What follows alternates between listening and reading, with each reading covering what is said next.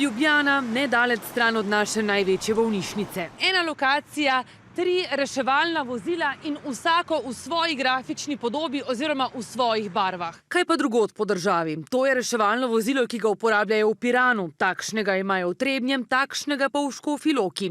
Enotnih, natančnih pravil o grafični podobi reševalnih vozil namreč pri nas ni. Bilo bi smiselno, da se to poenoti, pa da je prepoznavnost tem tudi boljša, pa vidljivost, pa varnost prometa. Pojasnjuje Tomas Gerem, predsednik sekcije reševalcev v zdravstvu, kjer so poenotenja videza reševalnih vozil tudi predlagali.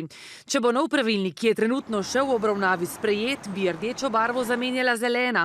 Nova vozila pa bi bila videti takole. A tako kot se trenutno razlikuje videz reševalnih vozil, so glede nove podobe razdeljeni tudi direktorji zdravstvenih domov. Mislim, da težava slovenske nujne medicinske pomoči ni v tem, ali so rešilci rdeči ali so zeleni. Ena prelepitev oziroma prelepitev enega avta bi stala okrog 1500 evrov, zdaj govorim čez palec. Na Ministrstvu za zdravje pravijo, da vozil, ki bodo nabavljena pred potrditvijo pravilnika, ne bo treba prelepiti.